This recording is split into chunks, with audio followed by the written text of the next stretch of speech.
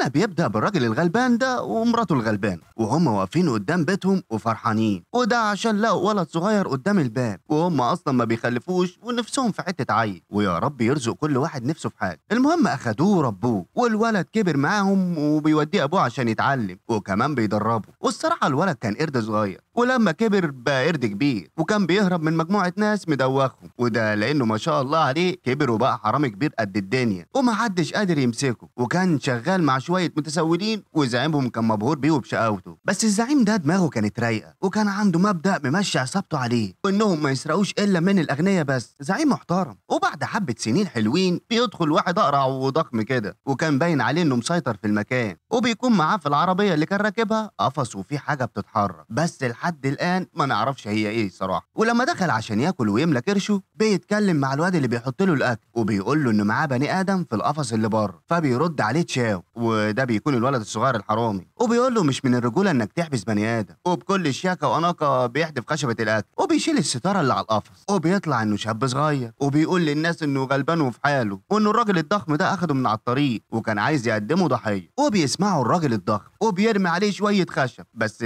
تشاو بسرعة بيصدهم وطيران في الجو بيكون عنده، وبيقول له واحد بحجمك كده المفروض يكون عنده قلب كبير يا أخي، الرحمة فين؟ أنت عايز تقتل البني آدم الضعيف ده ليه؟ فقال له إنه عايز يقدمه قربان للإله بتاعه وإنه كده هيريحه من الفقر اللي هو فيه، لأنه لما يموت روحه هترجع في جسم واحد تاني هيبقى غني. وماله حماده؟ شاو قال له سيب الواد في حاله وليك عليا يا سيدي كل حساب الأكل اللي أنت طفحته ده عندي. الضخم ده قال له روح يا بابا العب بعيد وبيقول لرجالته يخلصوا منه، لكنهم دخلوا حيطة سد وتشاو كان شقي جدا وشوية حركات على شوية شقلباظات في الجو كان مخلص عليهم كلهم بالرغم إن الفيلم مش هندي. ولما قام الضخم ده بنفسه كان صعب عليه حبتين وده لأنه هو كمان كان محترف جدا بس برضه ما بيجيبش سكة معاه وبيقرر يستخدم أسلوب سحر جديد وبيطلع من إيديه نار، وكل ده وتشاو مش عايز يأذيه وكان عامل احترام لسنه. بس بعد شوية قرر يركن موضوع الاحترام ده على جنب وبيعمل حركة كده ودي بتكون اسمها حركة التنين وبيطلع شوية هوا حلوين كده بيطير الراجل الضخم، والضخم ده كان واقف في ذهول وده لأن الحركة دي مش أي حد يعملها واللي بيعملها لازم يبقى قوي جدا. ولما تشاو شافه واقف مبلم ومتنح بيمسك ايديه وبيقومه، وفي نفس الوقت رجالة تشاو بتوصل وبيعرف ان تشاو زعيم العصابة دي وكان مبهور بيه لانه دايما بيسمع عنه. وبعدها بيمشي هو وعصابته وهم في الطريق بيلاقي مجموعة كبيرة من الناس واقفين ومحاوطينه فبيقول لهم خير إيه اللي موقفكم الوقفة دي؟ العجوز ده قال له ان في واحد خاين وواطي ما بينهم وان الخاين ده يبقى انت. رجالة تشاو ما عجبهمش الكلام وتشاو بيقول له انت هتخرف في الكلام ولا ايه؟ خاين مين يا عم الحاج اللي انت بتقول عليه؟ فبيتصدم ان النائب بتاع عصابة المتسولين اتقتل وبيقول له العجوز ان في شاهد شهد عليك وشافك وانت بتقتله. تشاو اتعصب وقال له ايه الكلام الفارغ ده اللي انت بتقوله؟ مين ابن 60 في 90 في 80 اللي شهد عليا؟ وبتخرج مرات النائب اللي اتقتل وبتقول له ان قال لها بنفسه قبل ما يتقتل انك انت هتقتله، وبتدي له جواب بخط ايد النائب وبيكون مكتوب فيه انه خايف من تشاو وانه لو اتقتل في يوم من الايام هيبقى تشاو هو اللي قتله. وتشاو كان هيتجنن وبيقول لهم ان هو والنائب كانوا حبايب وصحاب وان مفيش اي عداوه ما بينهم. والراجل العجوز ده بيكون اسمه باي بيكمل الجواب وبيقول له ان تشاو مش من قبيله سونج اللي هم منها وانه في يوم من الايام هيقتل عصابه المتسولين كلهم. وتشاو كان مصدوم ومش عارف يرد شويه وبيوصل الكبير بتاع القبيله دي اللي هي قبيله سونج وبيقول لهم ان من 30 سنه كان في حرب بينهم وبين قبيله الختان ووقتها كان في اب وام من الختان مسافرين في رحله ودخلوا في الحرب غصب عنهم وللاسف الاتنين ودعوا وسابوا طفل صغير، والطفل ده يبقى مين؟ اللي هو تشاو اللي كبر وسطنا وبقى من قبيله سونج. قال له باي بس ده ما يمنعش ان اصله من الختان الواطيين وانه هو اللي قتل النائب. تشاو كان مصدوم من اللي بيحصل وبيقول لهم ان الرساله دي مزوره ومصيره يعرف مين اللي بيلعب عليه اللعبه دي وبيتخلى يا عزيزي عن منصبه كزعيم للمتسولين. بس باي ده ما كانش سالك وبيقول لاربع رجاله عواجيز انتوا اللي عينتوا الخاين ده وعقاب ليكم على حسب القانون كل واحد هيغز نفسه غزه بالخنجر. ايه العقاب الغريب ده؟ لكن شاو كان طيب قوي وبيقول له انه هيطعن نفسه الاربع طعنات مكانهم وفعلا يا عزيزي بيعمل كده. وقبل ما بيمشي مرات النايب بتقول له خد هنا راح فين؟ انت فاكر انك هتمشي بسهوله كده بعد ما قتلت راجلي؟ باي اللي ومش سالك قال لها عندك حق، ده خاين ولازم يتقتل. لكن تشاو بيقول لهم ان اللي بيحصل ده مؤامره معموله ضده، وانه هيقفش اللي عمل الحوار ده عليه، وبيقول لهم انه كان واخد عهد على نفسه انه ما يأذيش حد فيهم، بس اللي هيفكر يقرب ويمنعه انه يمشي مش هيسمى عليه. وبياخد بعضه وبيمشي بكل ادب. وكل اللي حصل ده يا عزيزي كان شايفه ومتابعه زعيم قبيله تانية، وكان حواليه كام مزه كده عنب اللوز، وكل واحده فيهم بتقول رايها عن تشاو. ولما سأل تشو عن رايها في تشاو قالت له انه ابن حلال وطيب وما رضاش يعض الايد اللي اتمدت له، فقال لها طب خدي بعضك انت وروحي على المعبد واعملي اللي قلت لك عليه. وتشاو بيرجع على بيته لكن بيلاقي امه وابوه مقتولين، وكان هيتجنن اكتر ما هو متجنن. والمصيبه الاكبر بقى ان كان في 2 من القريه معديين وشافوه وافتكروا ان هو اللي قتل ابوه وامه، وهو اصلا كان على اخره ومش مستحمل. ودول واقفين يقولوا له انه خاين من ختان وقتل ابوه وامه كمان، فتعصب وحدف عليهم طبق ووقع بيه السقف فوق دماغهم، وقال انه هينتقم منهم كلهم، ودفن ابوه وامه وهو حزين جدا، وبيقول لهم انه مش هيهدى الا لما يجيب حقهم. وعند الكاهن اللي كان بيتخانق مع تشاو كان واقف حواليه اخواته وكلهم قرع شبه بعض، وبيسالوه مين اللي جرحك الجرح ده، قول لنا مين واحنا مش هنسيبه يعيش دقيقه على وجه الارض. بس هو كان لسه في ذهول ومرضاش يقول على اسم تشاو، وبيعرفهم انه شخص عظيم. وبعدها بيسيبوه وبيمشوا وهم زعلانين عليه جدا. واول ما مشيوا تشاو بيدخل له وبيعتذر له وقال له انه عايز مساعدته، قال له يدخل لماضيه ويعرفه اذا كان هو من قبيله سونج ولا فعلا زي ما بيقولوا من الختان الخاينين. لكن هو حظه كان فقر، وبيلاقي الكاهن مات لوحده. ايه يا ابن الحظ ده؟ الحكايه تخلص على كده؟ لا يمكن. بيشوفوا واحد وبيجري وبيقول ان تشاو قتل الكاهن زي ما قتل النائب، والدنيا بتتقلب والكل بيجري عشان يمسكه، بس هو بيقدر يستخبى. وشويه بيشوف نفس الواد اللي سيح له وفضحه وهو داخل للمعبد، وبيروح وبيقفشه وبيقول له انت تعرفت منين اصلا؟ ومين قال لك اني قتلت النائب؟ وكان ماسكه من قفاه وبيرج فيه كانه لعبه، لحد ما بيقع منه حاجه كان سارقها من المعبد، والمعلم بيطلع حرامي اصلا. وشويه وبيدخل عليهم مجموعه من الناس، والغريب بقى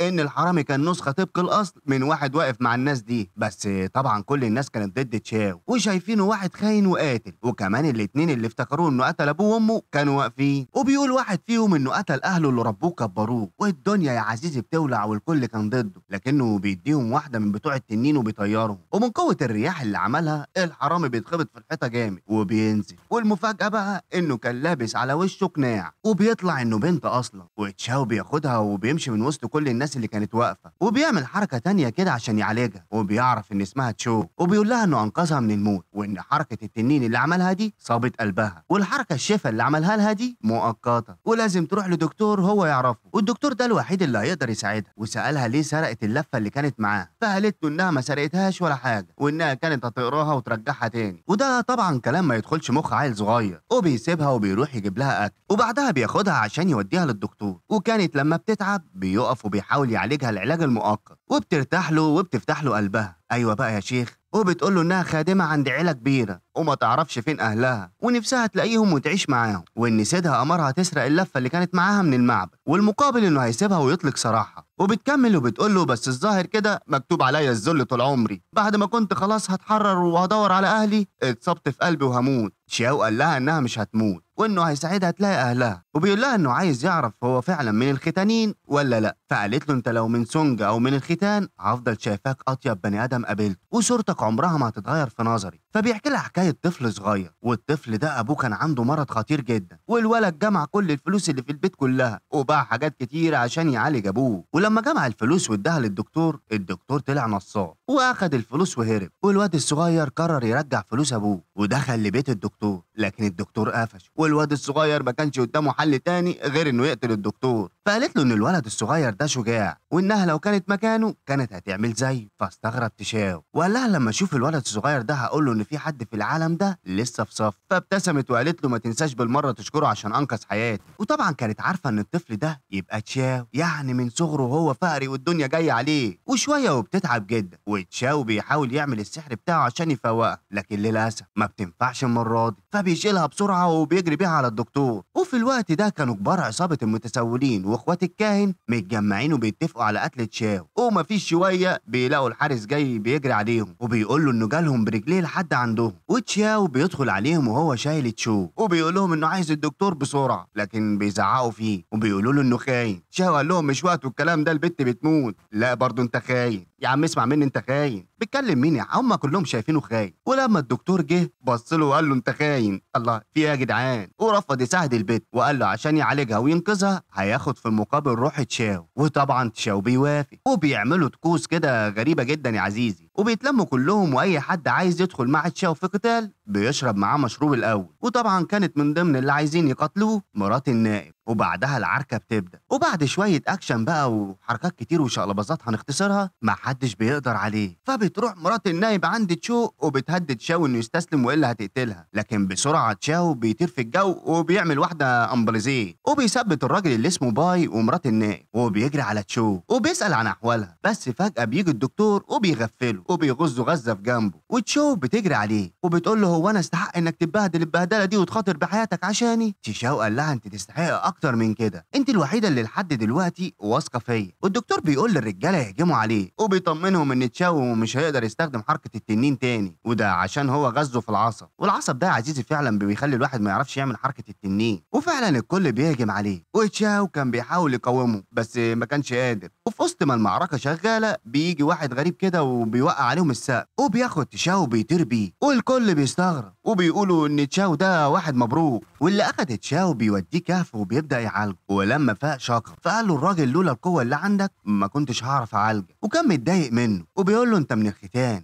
ازاي تضحي بحياتك عشان واحده سنجيه؟ اهلك الحقيقيين هيتضايقوا منك جدا. تشاو بيقول له اكيد اهله الحقيقيين ناس طيبين ومش هيتضايقوا مني. فبيضحك الراجل المقنع وبيقول له طيبين مين يا عم الحاج؟ انت ابوك كان ظالم ومفتري. فبيقول له هو انت مين؟ قال له مش مهم انا، المهم تعرف انت مين. اما تشو بتقدر تعمل قناع شبه الدكتور وبتلبسه وبتقدر تخرج بره، لكنها بتقابل الدكتور ذات نفسه وما كانش فاهم حاجه، فبتقلع القناع وبتاخد حق تشاو وبتغزه غزه صغيره وبتطلع تجري. اما الراجل ده بيعرف ان تشو لسه عايشه وكان فرحان جدا، وده لانه عايز ينتقم من تشاو، وطول ما تشو عايشه هيقدر يوصل لتشاو. وتشاو بيقابله الراجل ده وبيقول له لو عايز تشوف تشو تعالى ورايا. وفعلا بيروح، وفجأة الراجل بيختفي وبيفضل قاعد في المكان ده على أمل إنه يشوف تشو، وفعلا بتيجي. والاتنين ما كانوش مصدقين نفسهم، وتشو كانت فرحانة جدا وهو كمان نفس الكلام، وشكلهم كده وقعوا في حب بعض. وبيقول لها إنه ما بقاش فارق معاه يعرف هو من سونج ولا من الختان ولا حتى من الساحل الشمالي، وهيريح دماغه وهيعيش مع نفسه. وتشو بتقول له إنها هتريح دماغها هي كمان من العالم وهتكتفي بيه هو وبس. وبعدها بنشوف الراجل اللي اسمه باي ده وهو راكب العربية مع مرات النائب، وشكلهم كده يا عزيزي طبخوها سوا وهم اللي قتلوا النائب. وبنعرف من حوارهم ان في راجل اسمه داون هو اللي قتل ابو تشاو وامه، وبيقول لها ان داون ده قاعد دلوقتي في البحيره. وبعد ما بيمشي بتطلع اللي كانت قاعده معاه دي شو، وكانت لابسه قناع ومتفقه مع تشاو عشان يعرفوا مين اللي قتل اهله. لكن بعدها يا عزيزي بيدخل باي عند مرات النائب الحقيقيه، وبيطلعوا كانوا عارفين ان تشو بتضحك عليهم وقصدوا يدوهم اسم الراجل الغلط، يعني مبروم على مبروم ما يرولش. وتشاو وتشو بيروحوا البحيره، وهناك كان في بنت بتتخانق مع امها، وده لانها عايزه تقتل ابوها، وامها كانت بتمنعها وبتقول لهم ما يشرفهاش ان يكون ابوها. وبترمي سلسله العيله في البحر بس بتقع في قارب تشاو، وتشو بتشوفها وبتفهم ان العيله اللي بتاكل في بعض دي تبقى عيلتها، بس ما بترضاش تتكلم. والبنت بتبعت لابوها خشب صغير كده وكانت عايزه تقتله، بس بسرعه بيصدها تشاو. وفجاه يا عزيزي الراجل بيطير من مكانه للقارب بتاع تشاو وبيشكره على انقاذه. وتشاو بيعرف ان هو ده داون اللي قتل اهله، وما كانش عارف يعمل معاه ايه لان الراجل كان فرحان بيه جدا وكمان بيعزمه على الاكل. وهناك تشو بتتصنت على ابوها وامها وبتسمعه وهو بيعتذر لمراته وبيقول لها انه مش هيبعد عنهم تاني. فبتقول له مراته انهم عندهم بنت تانية بس اتخطفت منها وهي صغيره. ولما رجع بيلاقي داون مستنيه وبيقول له انه جاله بنفسه عشان يقتله، وده لانه عرف انه جاي ينتقم. وبيعترف انه فعلا قتل ابوه وامه زمان بس دلوقتي هو اتغير. لكن تشاو ما بيدوش فرصه يكمل وبيصرفوا واحده كده من بتوع التنين وبيطيروا في البحر. وهنا بقى كانت المفاجاه ان ده ما كانش داون وكانت تشو ومتنكره في شكل داون، وبينزل وراها بسرعه وبيطلعها، وبتقول له انها عملت كده عشان داون يبقى ابوها، وهي ما كانتش عايزاه يقتله، وللاسف بتموت المره دي بين ايديه، وهو كان حزين عليها جدا وبياخدها لاهلها وبيعرفهم الحقيقه، وكانوا زعلانين عليها هم كمان زي ما احنا كده زعلنا عليها. وابوها بيقول له انه ما قتلش اهله ولا حاجه، وانه اصلا من 30 سنه ما كانش في الصين كلها، وكده بيعرف ان باي ضحك عليه، وبيركب على حصانه وبيجري بيه عشان ينتقم من باي، وبيطلع المعلم هو اللي خاين وتبع الختان. واخت تشاو بتدخل عليهم وهي ماسكه مرات النائب وعايزه تقتلها، وبتسال تشاو هي دي قص الفساد اللي كانت سبب في موت اختي. تشاو ما كانش عايزها تقتلها عشان يعني يبعدها عن اي دم، وبتطلع ان مرات النائب دي بتحب تشاو وعملت فيه كل ده عشان ما كانش معبرها وما كانتش قادره توقعه في حبها. وبتحصل معركه صغيره كده ما بينهم، ولما طلع باي للراجل الختاني ده بيقول له انه عمل كل اللي طلبه منه، لكن الختاني بيقول له انه خاين ومش هيثق فيه تاني، وبيأمر رجالته يخلصوا عليه. وهنا بتحصل بقى المعركه الكبيره. اولا خلصنا من باي الرخي، وثانيا مرات النايب بتودع وبيبعتوها لجوزها مع باي يلا باي باي. وتشاو بيقاتل الراجل الختاني وجنوده ومحدش كان قادر عليه، وعمل شويه شقلباظات وحركات يعني عايز اقول لك انه غلب الهنود فيها. واخت تشو كانت بتقاتل معاه، والصراحه البت كانت شقيه حبتين كمان. وبعد حبه حلوين في المعركه بيلاقي كل عصابه المتسولين مقتولين، وبيطلع ان الختاني ده هو اللي عمل كل ده بمساعده باي. فبيتعصب تشاو وبيبعت له واحده تنينه، لكن الختاني كان قوي برضه وبيبعت له واحده هو كمان، وبيقع تشاو على الارض. وقبل ما بيخلص عليه الختاني بيقوم تشاو وكانه اخد باور بعد الوقعه، وبيخلص على الختاني. وبعدها بيروح على قبر تشو، واختها بتقرر تعيش معاه وهيتعوضوا برضه عن حبيبته، ما هم الاتنين اخوات، هي اصلا شبهها بالظبط. وبيخلص الفيلم على كده. ما تنساش بقى اللايك وتقول لنا رايك في كومنت، واشوفكم الفيلم الجاي.